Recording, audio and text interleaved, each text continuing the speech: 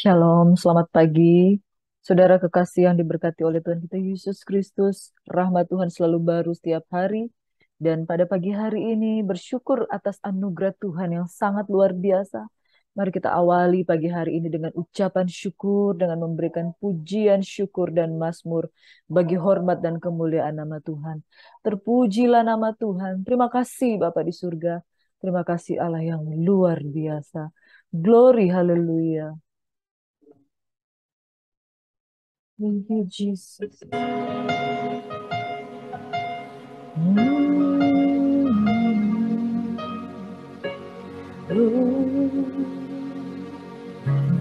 Bapakku Terima kasih. datang, Bapa kami datang menyembahmu di sini. Ku percaya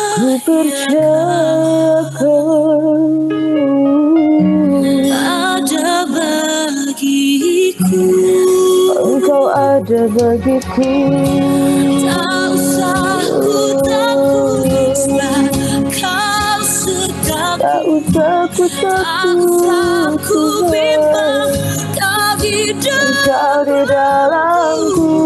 Tak usah ku cemas, kau penghiburku saat ku Tuhan. lemah, Engkau kuatku. ku nyanyi haleluya.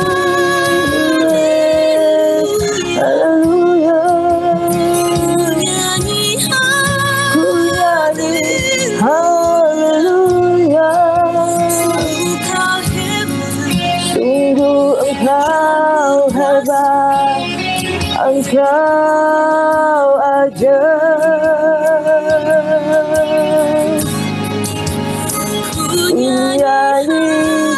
Ku nyanyi haleluya.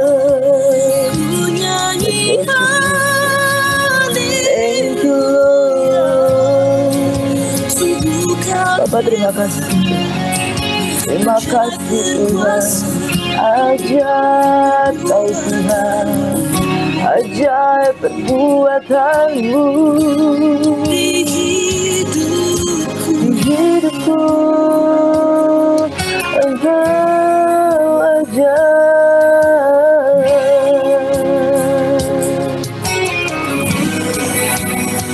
Amin.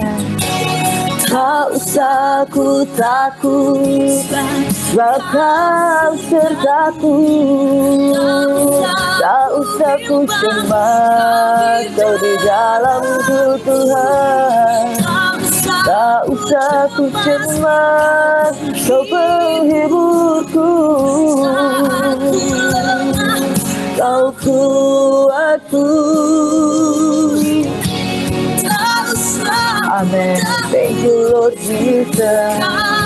Tuhan, saat ku angkat tangan, Engkau turun tangan, Engkau bekerja. Haleluya, haleluya.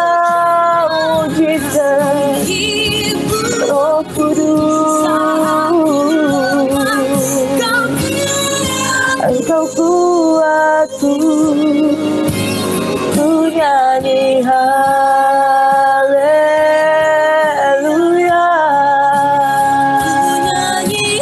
Ku nyanyi haleluya. Sungguh kau hebat,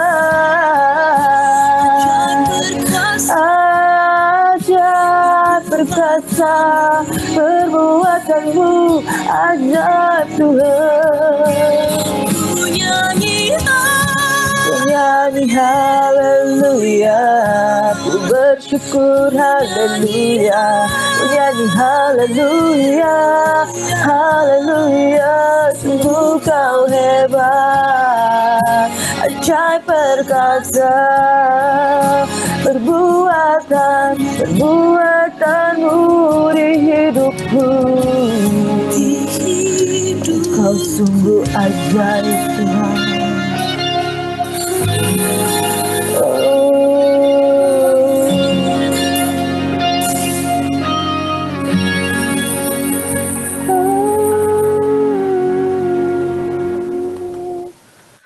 Terima kasih Tuhan, Engkau sungguh ajaib di dalam kehidupan kami. Engkau sungguh heran perbuatan-Mu, memberikan kami Tuhan kekaguman akan kebaikan-Mu. Dan saat ini Bapa, kami merasakan kekuatan dan kuasa-Mu ada di dalam kami. Bapa, kami terlalu rindu kuat kuasa-Mu, Roh Kudus, membawa kami lebih lagi, lebih dekat lagi Bapa, di dalam nama Tuhan kami Yesus Kristus. Kami tidak mampu di luar Engkau, kami tidak kuat tidak di luar Engkau, tapi di dalam Engkau kami lebih daripada orang yang berkemenangan. Terpuji-pujilah nama Tuhan. Dan di dalam nama Tuhan kami Yesus Kristus, Engkau sumber berkat, kekuatan di dalam kehidupan kami. Kami terus berdoa dan mengucap syukur sambut firman-Mu. Haleluya, haleluya, amin. Terima kasih Tuhan. Mari saudara yang diberkati oleh Tuhan kita Yesus Kristus, saat ini kita akan membaca dan merenungkan firman Tuhan. Satu hal saudara yang diberkati oleh Tuhan kita Yesus Kristus, saat kita pada pagi hari kita sudah menyerahkan kehidupan kita di hadapan Tuhan, tentunya kita harus percaya kita itu melangkah tidak sendiri, karena Tuhan yang memelihara kehidupan kita. Amin. Saat kita sudah melangkah memberikan hidup kita sepanjang hari ini dengan Tuhan, percaya bahwa pertolongan Tuhan itu ada. Percaya bahwa Tuhan beserta dengan kita. Jangan sampai kita merasakan bahwa kita itu sendiri, kita itu masih melangkah tanpa kekuatan daripada Tuhan. Saudara yang diberkati oleh Tuhan kita Yesus Kristus, terlalu sering saya melihat orang yang bahkan sudah di dalam Tuhan, dia merasa kesepian. Dia merasa Tuhan tidak ada menyertai dengan dia. Bahkan orang yang sudah hidup baru di dalam Kristus masih terus dibayang-bayangi oleh kejadian-kejadian masa lalu. Masih terus dibayangi oleh trauma masa lalu. Masih terus dibayangi oleh keadaan-keadaan yang begitu melukai harga dirinya. Saudara yang diberkati oleh Tuhan Yesus Kristus, bukankah firman Tuhan berkata bahwa jika engkau ada di dalam Kristus, sesungguhnya yang lama sudah berlalu dan yang baru sudah datang. Kita tidak mau kita menjadi korban keadaan kita pada masa lalu. Seseorang yang memiliki masa lalu dan sudah dipulihkan, dia akan terus melangkah. Dia akan terus melangkah di dalam kehidupannya yang baru.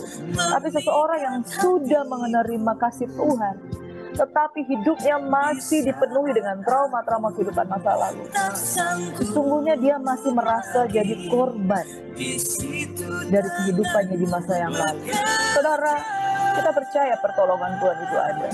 Sebabnya pada pagi hari ini saya rindu firman Tuhan memberikan kita kelepasan bahwa kita lebih daripada pemenang.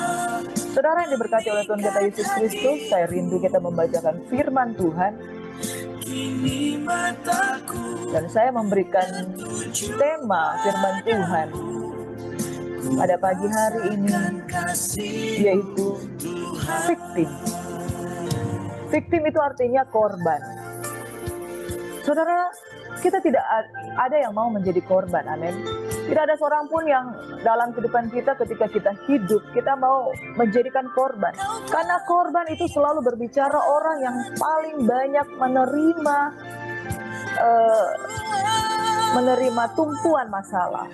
Kalau berbicara soal korban berbicara seseorang yang paling dirugikan, seseorang yang paling mengalami akibat dari musibah yang ada. Saudara, kita tidak mau menjadi korban. Kita mau menjadi lebih daripada pemenang.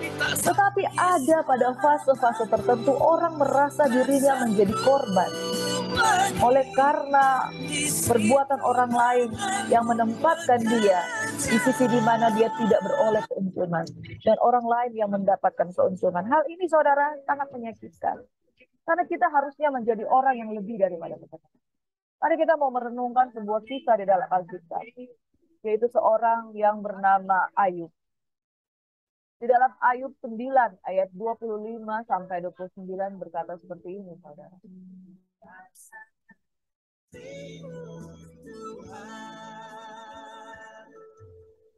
Ayub 9 ayat 25 sampai 29 berkata, hari-hariku berlalu lebih cepat daripada seorang pelari, lenyap tanpa melihat bahagia, meluncur lewat laksana perahu dari pandan, seperti Raja Wali yang menyambar mangsanya.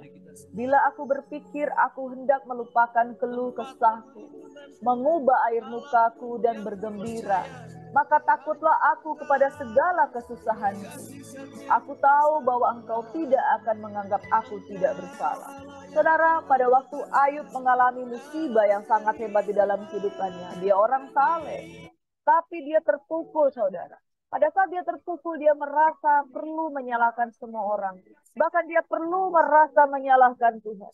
Saudara, dia berkata bahwa lebih baik aku tidak dilahirkan. Lebih baik aku mati saja. Dia merasakan bahwa hidupnya lenyap tanpa melihat bahagia. Bila aku berpikir aku hendak melupakan keluh kesahku, mengubah air mukaku dan bergembira, maka takutlah aku kepada segala kesusahanku. Aku tahu bahwa engkau tidak akan menganggap aku tidak bersalah. Dia merasakan bahwa hidupnya sebagai korban, saudara. Dia merasakan dari semua masalah yang ada, dia merasa adalah orang yang paling malang di dunia ini, saudara. Bahkan dia katakan, hari-hariku berlalu lebih cepat daripada seorang pelari, lenyap tanpa melihat bahagia. Saudara, Ayub merasa salah kaprah. Ayub merasa salah berpikir dengan kehidupannya. Dia merasa bahwa dia adalah korban. Dia merasa dia adalah victim dari keadaannya. Dia merasa dia dikorbankan oleh apa yang Tuhan izinkan dalam kehidupannya. Dia kehilangan anak-anaknya, dia kehilangan hartanya, dan itu begitu sangat melukai dirinya. Namun pada Ayub yang 42 dia menyadari, hanya dari kata orang saja aku mengenal engkau. Namun kini mataku sendiri memandang engkau di dalam kemuliaan. Ketika seseorang mendapat masalah, hal-hal pertama yang dia lakukan adalah menyalahkan diri sendiri, menyalahkan keadaan, dan menyalahkan orang lain, dan merasa dirinya sebagai korban. Ini yang dialami oleh Ayub, saudara. Saudara yang diberkati oleh Tuhan kita Yesus Kristus, kalau engkau sedang menghadapi sesuatu di dalam kehidupanmu, mungkin saat ini engkau sedang menyalahkan orang lain. Mungkin saat ini engkau sedang menyalahkan keadaan. Mungkin saat ini engkau sedang meminta pertolongan. Tolong Tuhan. Tolong Tuhan. Mungkin saat ini engkau sedang menyalahkan orang yang membuat engkau terjerumus, saudara. Dan kita akan belajar. Kita akan terus belajar firman Tuhan. Firman Tuhan yang terambil di dalam kitab Ayub 9 ayat 25 sampai 29 ini mengajarkan kita bahwa seringkali orang ketika dia memiliki masalah dan memiliki masa lalu, kecenderungannya adalah menyalahkan. Dan kecenderungannya adalah merasa diri sebagai korban. Korban karena dia harus menghadapi semua masalah yang dihadapi. Saudara, ada satu perenungan yang saya mau kita bagikan tentang victim mentality ini adalah setiap orang dalam titik tertentu akan mengalami kesulitan atau kejadian tidak menyenangkan. Beberapa orang mungkin berhasil mengatasi kesulitan tersebut, namun sebagian mungkin tidak. Beberapa orang ketika mengalami situasi yang sulit, mungkin akan menyebut situasi tersebut sebagai ketidakadilan. Dari pola pikir tersebut, mereka lalu menempatkan diri sebagai korban dari situasi yang menyulitkan tersebut. Kondisi ini kemudian disebut victim mentality atau mentalitas korban. Ayub merasa bahwa dia adalah seorang yang menjadi korban. Korban ketika Tuhan izinkan ujian itu terjadi di dalam kehidupannya. Saat seseorang begitu dikuasai oleh masalahnya, dia begitu dikuasai oleh kerugian atau problem yang dia miliki, reaksi pertama seseorang itu adalah menyalahkan. Dan begitu dia menyalahkan, karena dia menyalahkan ada musuh yang menyerang dia, begitu cepat dia memposisikan diri sebagai korban. Dampaknya, saudara, ketika seseorang memiliki mentalitas korban, yaitu posisi menempatkan diri sebagai orang yang dirugikan, posisi menempatkan diri sebagai orang yang paling disalahkan, posisi menempatkan diri sebagai orang yang paling merasakan kerugian. Dampaknya, saudara, ada banyak dampak. Yang pertama, orang itu bisa merasa tidak berdaya dalam memecahkan atau mengatasi suatu permasalahan. Itu sebabnya ada banyak orang ketika dia begitu ditimpa begitu problem, dia langsung kehilangan kekuatan, tidak berdaya mencari jawaban, tidak berdaya mencari solusi. Selanjutnya, cenderung melihat permasalahan itu sebagai bencana. Langsung menghadapi masalah itu, langsung mengalami trauma. Dan dijadikan itu, aduh ini masalah yang begitu besar, saudara. Selanjutnya, cenderung orang itu berpikir bahwa ada seseorang yang berusaha merugikan atau menyakitkan. Ada posisi sebagai korban, kita merasa sebagai korban. Dan ada orang yang berusaha menyakiti. Kita menganggap segala sesuatu itu menjadi musuh yang senantiasa menyerang kita, yang senantiasa menginginkan kejatuhan kita. Saudara, yang berikutnya dampaknya yaitu kalau kita memiliki mentalitas korban. Kita memiliki keyakinan bahwa diri sendiri adalah sasaran penganiayaan.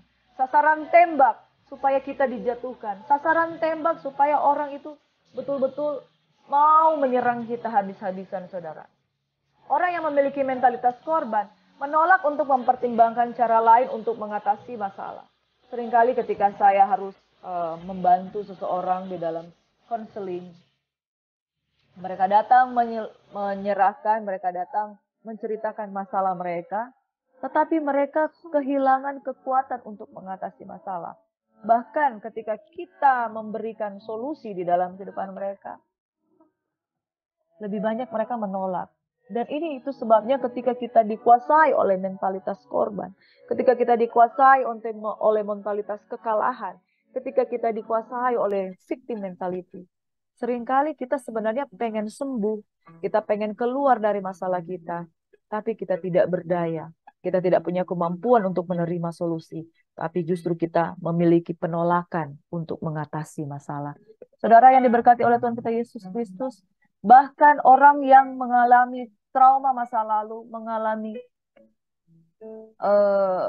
mengalami problem, yang merasa dirinya korban, merasa terus menghidupkan kenangan menyakitkan, sulit memaafkan dan menyimpan dendam. Itu sebabnya seringkali ketika sekalipun kita mengkonsultasikan masalah kita kepada orang-orang hebat, kepada konselor-konselor hebat, tetapi karena kita memiliki mentalitas victim, ketika kita memiliki mentalitas korban, kita merasa inilah saya, inilah hidup saya, penuh dengan hal-hal yang mengasihani diri sendiri, self-pity. Yang kita hidupkan justru kenangan-kenangan yang menyakitkan itu terus menyerang kita. Bahkan kita sulit memaafkan dan penuh dendam, tanpa sadar menyimpan dendam karena tidak bisa memaafkan orang-orang yang ada di masa lalu kita. Saudara yang diberkati oleh Tuhan kita Yesus Kristus, akar permasalahan sehingga kita menjadi seorang yang menjadi victim atau memiliki mental victim, itu ada beberapa hal, saudara. Pertama, pastinya karena trauma masa lalu. Ada kejadian, maka ada keluaran. Ada kejadian yang begitu menghantam, ada kejadian yang membuat kita merasa menjadi satu titik balik di dalam kehidupan kita. Contoh adalah anak-anak yang mengalami trauma dengan perlakuan orang tuanya. Anak-anak yang kecewa dengan orang tuanya. Atau ada korban pelecehan di masa yang lalu. Baik pelecehan secara moral atau pelecehan seksual atau pelecehan perkataan, bullying dan lain sebagainya. Jadi trauma masa lalu bisa jadi seseorang mengalami perundungan, bully, merasa diremehkan, pada waktu kecil mungkin dihina, dan perundungan, pengkhianatan atau pelecehan di masa lalu. Meski demikian, tidak semua orang yang mengalami trauma memiliki mentalitas korban. Ini karena setiap orang bereaksi terhadap permasalahan dengan cara yang berbeda. Orang-orang yang bisa pulih dari masa lalu, mereka tidak mengalami trauma. Dan orang-orang yang bisa pulih dari masa lalu akan keluar dari mentalitas victim. Tapi orang-orang yang terjebak dengan trauma masa lalu, inilah yang akan menjadikan mereka sebagai korban atau memiliki mentalitas victim. Yang kedua, ketidakmandirian, saudara. Ketidakmandirian di mana seseorang yang hidupnya selalu bergantung pada orang lain lebih mungkin memiliki mentalitas korban. Kondisi ini menyebabkan seseorang merasa frustasi dan kesal karena tidak mendapatkan apa yang mereka mau, tanpa mengakui bahwa mereka berperan dalam situasi tersebut. Ketidakmandirian seringkali banyak orang yang ingin menceritakan problemnya, ingin konseling, ingin sembuh, ingin mengalami pemulihan dalam keluarganya, dalam rumah tangga. Tapi dia sendiri tidak mau lepas dari orang lain. Dia merasa ketika dia menerima nasihat dari konselor, dia merasa harus terus-menerus bergantung pada konselor tersebut. Dan ketika dia merasa mendapatkan nasihat yang baik dari orang yang dia kagumi, dia merasa dia hanya bisa pulih kalau terus bergantung dengan orang tersebut. Atau ketika seseorang yang di dalam kehidupan yang memiliki trauma masa kecil, dia begitu dekat dengan orang tuanya, dia tidak bisa lepas dengan orang tuanya, dia begitu memiliki kebergantungan, ketidakmandirian dengan orang tuanya. Kemana-mana dia harus mengandalkan bagaimana orang tuanya harus mengambil keputusan. Dan pada waktu dia menikah, ini mengakibatkan problem berikutnya. Seorang istri yang selalu bergantung kehidupannya kepada orang tuanya, ketika dia memiliki rumah tangga, setiap ada masalah dia akan curhat dengan orang tuanya.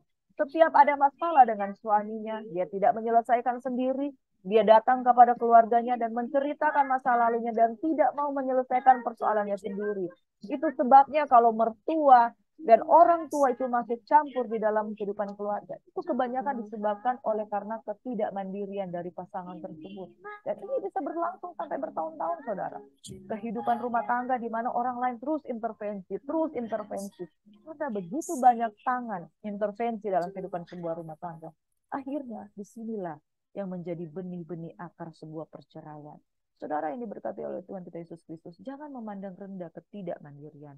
Orang yang tidak mandiri selalu mau bergantung kepada nasihat orang lain. Memang nggak apa-apa. Tetapi ada seorang konselor yang senior berkata kepada kami seperti ini. Saya mau membantu seseorang itu, cukup satu kali dia datang kepada saya dan selanjutnya saya arahkan dia untuk datang kepada Yesus. Dia mau sharing boleh, tetapi jangan dia bergantung kepada saya sebagai seorang konselor. Benar, saudara. Seringkali kalau kita mendapatkan solusi dari konselor, akhirnya hidup kita bergantung terus kepada konselor tersebut. Dan ketika kita menghadapi masalah, kita tidak memiliki kekuatan untuk menghadapi. Mari saudara, ketidakmandirian itu seringkali menjadi akar permasalahan. Bangkit dan keluar dari ketidakmandirian. Yang ketiga, saudara, tidak mengenal kebenaran atau kekuasaan atau kekuatan kuasa firman Tuhan. Sekalipun seseorang sudah belajar firman, bergereja, beriman, mendengarkan khotbah, renungan firman Tuhan setiap hari, tetapi sekalipun terus diajar tapi tidak mengenal kebenaran. Kenapa tidak mengenal kebenaran? Ada sesuatu yang menyelubungi hatinya, sehingga kekuatan kuasa firman Tuhan itu tidak masuk. Salah satunya adalah benih-benih yang dihimpit oleh semak belukar kekhawatiran. Atau benih-benih yang ditabur di atas batu. Yaitu hati yang keras. Atau benih yang ditabur di atas pasir. Ya, saudara yang diberkati. Tidak mengenal kebenaran. Akar permasalahan sehingga seseorang tidak bertumbuh. Terus menjadi victim. Memiliki mentalitas korban. Mazmur 19 ayat 8 berkata. Taurat Tuhan itu sempurna, saudara. Ia menyegarkan jiwa. Peraturan Tuhan itu teguh, memberikan hikmat kepada orang yang tak berpengalaman. Saudara, saat kita tidak mengenal kuasa Tuhan, saat kita tidak berpengalaman, percaya dengan firman Tuhan. Tidak ada gunanya kita terus berharap jawaban. Tapi kalau kita tidak mau percaya dengan firman Tuhan, kita tidak akan mengalami kuasa Tuhan. Mari saudara, keluar dari mentalitas victim, keluar dari mentalitas korban. Ada satu quote dari Steve Maraboli berkata seperti ini. The problem that we have with a victim mentality is that we forget to see the blessing of the day. Because of this, our spirit is poisoned instead of nourished. Saya akan bacakan terjemahannya adalah permasalahan yang kita hadapi saat kita memiliki mentalitas korban adalah kita lupa untuk melihat berkat Tuhan di setiap hari. Oleh karena ini, oleh karena mentalitas korban, roh kita itu diracuni daripada bertumbuh, lebih banyak kita diracuni. Sekali lagi saya ulang. Masalah yang kita hadapi saat kita memiliki mentalitas korban adalah kita melupakan bahwa berkat Tuhan sungguh ada. Karena semuanya ini, kita tidak bertumbuh, melainkan roh kita itu diracuni. Saudara, saat badai itu datang, itu yang bisa aku pilih. pilihlah untuk menjadi pemenang, bukan menjadi korban. Untuk memandang salib. Amin. Pandang salib, saudara. Karena akhirnya aku tahu. Makasih Tuhan. Di atas salib itu. Jadi untuk aku saja engkau. Yesus mati bagi engkau dan saya, Dan saudara. sekarang aku percaya. Saudara, di saat badai bergelora, pilihan ada padamu untuk engkau terbang, saudara. Terbang dengan sayap fajar yang baru, saudara. Kalau kita memiliki mentalitas korban, kita tidak bisa melihat blessing. Blessing every day. Kita tidak bertumbuh, tetapi diracuni roh kita oleh karena mentalitas korban. Mari kita mau melihat blessing Tuhan setiap hari. Kita mau melihat bahwa Tuhan bekerja di dalam kehidupan kita.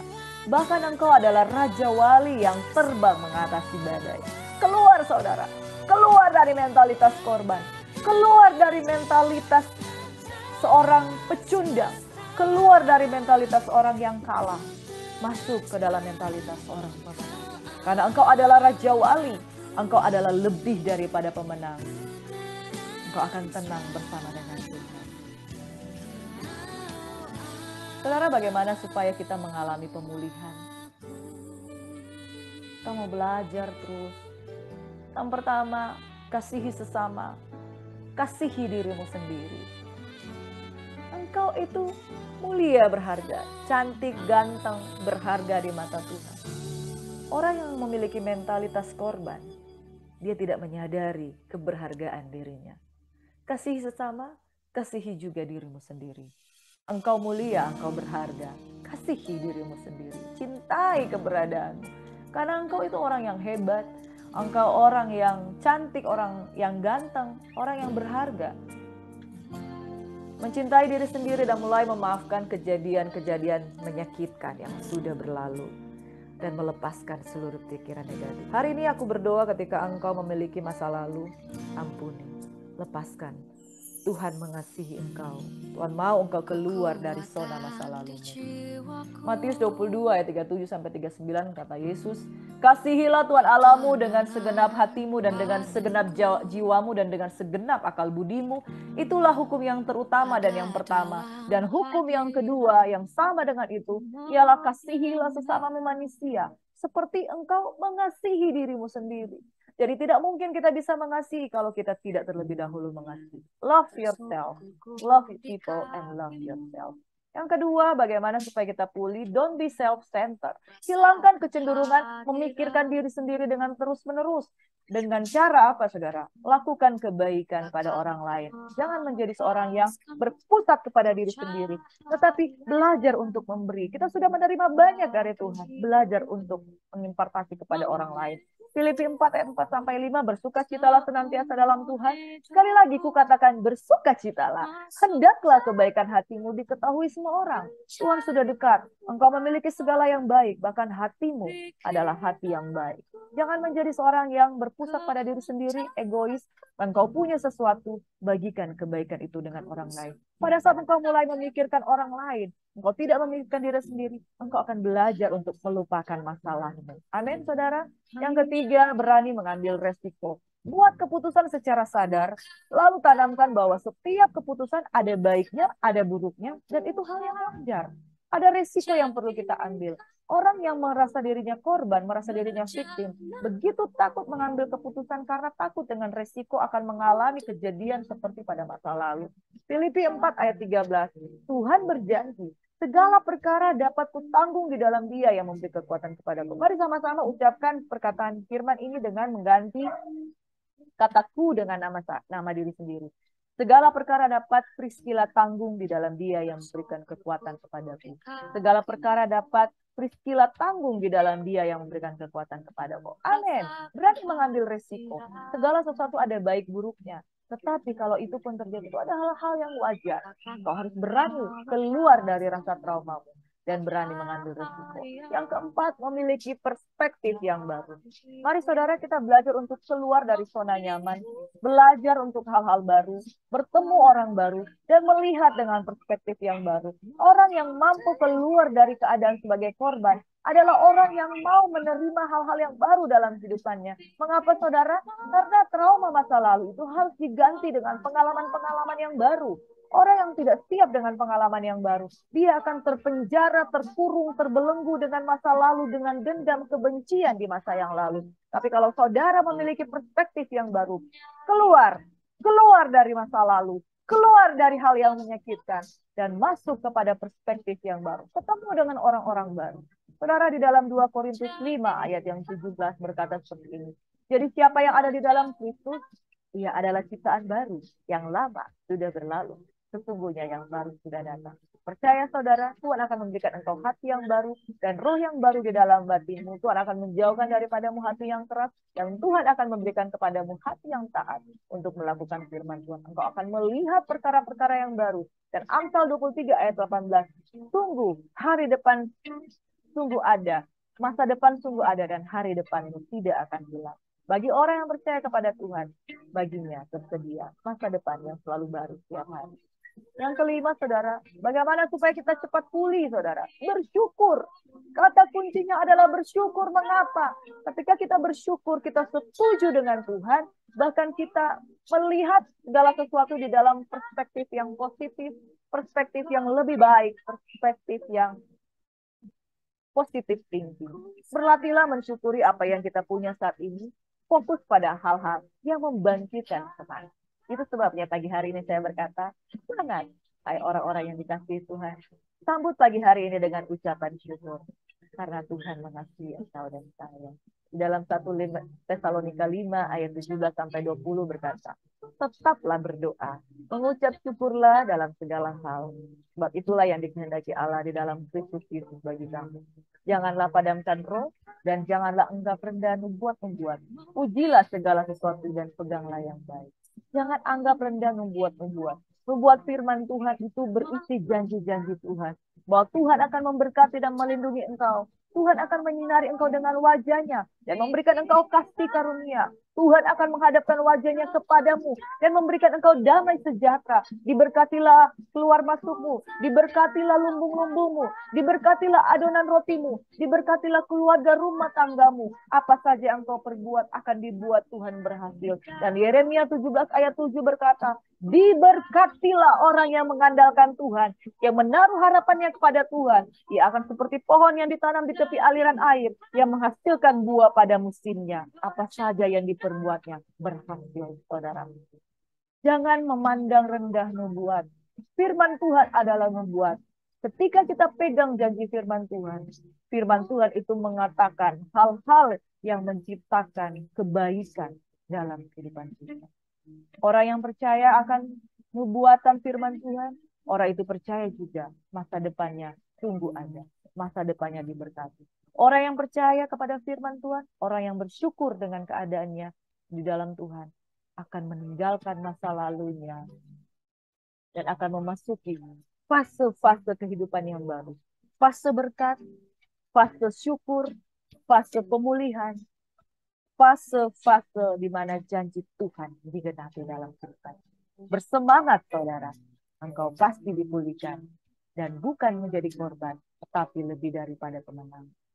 Kesimpulannya, pada pagi hari ini saya mau katakan, I am not what happened to me. I am what I choose to become. Artinya apa, saudara yang diberkati? Statement ini berkata, saya bukanlah produk dari masa lalu. Saya bukanlah produk dari apa yang saya alami, saya jalani di kehidupan masa lalu. Melainkan saya adalah pribadi yang terbentuk dari pilihan yang saya buat. Amin. Engkau adalah seperti engkau yang ada sekarang, itu adalah pilihan. Pilihlah untuk bukan menjadi produk masa lalu, tetapi pilihlah untuk menjadi produk di masa yang akan datang. Yaitu produk yang dibentuk Tuhan di tangan penjuru. Pada pagi hari ini ketika engkau mendengarkan firman Tuhan, engkau bukanlah produk masa lalu, tapi engkau adalah produk dari Kristus, produk masa depan. Ya rabalaba syekarabata karabalaba ya rabba. Saat ini ketika engkau mendengarkan firman Tuhan, Tuhan menjadikan engkau baru. Tuhan menjadikan engkau kudus. Tuhan menjadikan engkau pemenang. Tuhan membuat engkau keluar dari kebencian. Tuhan membuat engkau keluar dari keadaan masa lalumu.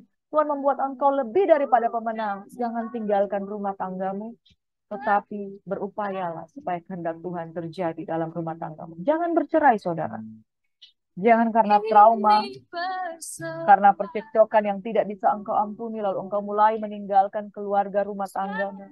Engkau adalah keputusan yang engkau buat. Pilihlah untuk menjadi pemenang. Pilihlah untuk menjadi istri atau suami yang mau memulihkan kehidupan keluargamu bersama dengan Tuhan.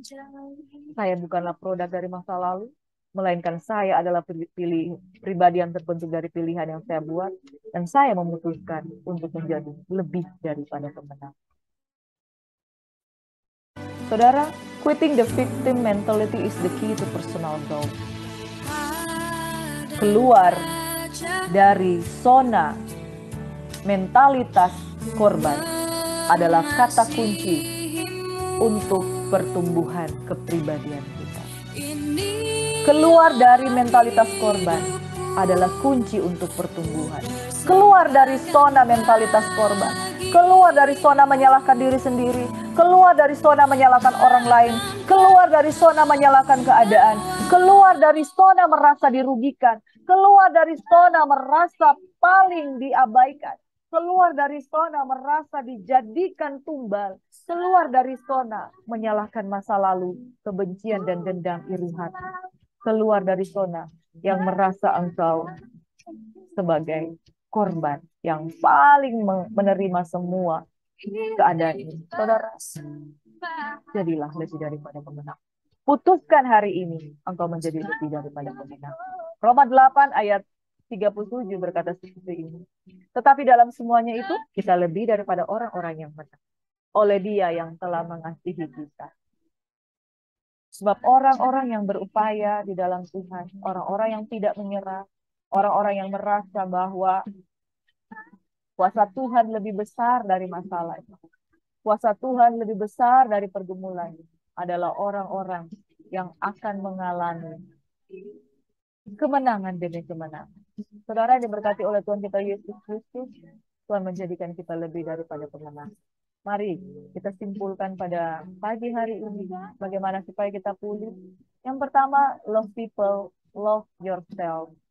Kasihi sesamamu, tentunya dengan terlebih dahulu mengasihi dirimu sendiri. Yang kedua, saudara, jangan menjadi self-centered, jangan egois, jangan berpusat kepada masalah, jangan berpusat kepada masa lalu, tetapi bersukacitalah, pikirkanlah orang lain. Yang ketiga, berani mengambil risiko. Setiap keputusan ada baik buruknya. Yang keempat, memiliki perspektif yang baru, belajar untuk menjadi manusia baru. Yang terakhir, yang kelima, saudara, bersyukur. Bersyukur di dalam segala hal. Saat engkau bersyukur, engkau positive thinking, dan engkau akan melihat bagaimana kemuliaan Allah dinyatakan di dalam kehidupan. Mari kita satu dalam doa. Bapa, terima kasih Tuhan. Kami menyerahkan kekasih Tuhan. Kita akan menyembah Tuhan dan lebih lagi. Kita mau melihat Tuhan sebagai pribadi penolong di dalam kehidupan kita semua. Saudara, mari kita sekali lagi kita mau menyembah Tuhan, menyerahkan kehidupan kita. Kita lebih daripada pemenang. Kita lebih daripada orang-orang yang berkemenangan. Jadilah kuat, jadilah kuat, jadilah pemenang. Dalam nama Yesus, haleluya, amin. Diberkatilah umat Tuhan pada pagi hari ini dengan hati yang baru, hati yang segar, hati yang percaya kepada Tuhan, hati yang positif, hati yang bersuka cita. Dengan ucapan syukur kami sambut pagi hari ini. Diberkati dalam nama Yesus. Haleluya, haleluya. Tetap bersemangat. Amin. Tuhan Yesus memberkati. Shalom.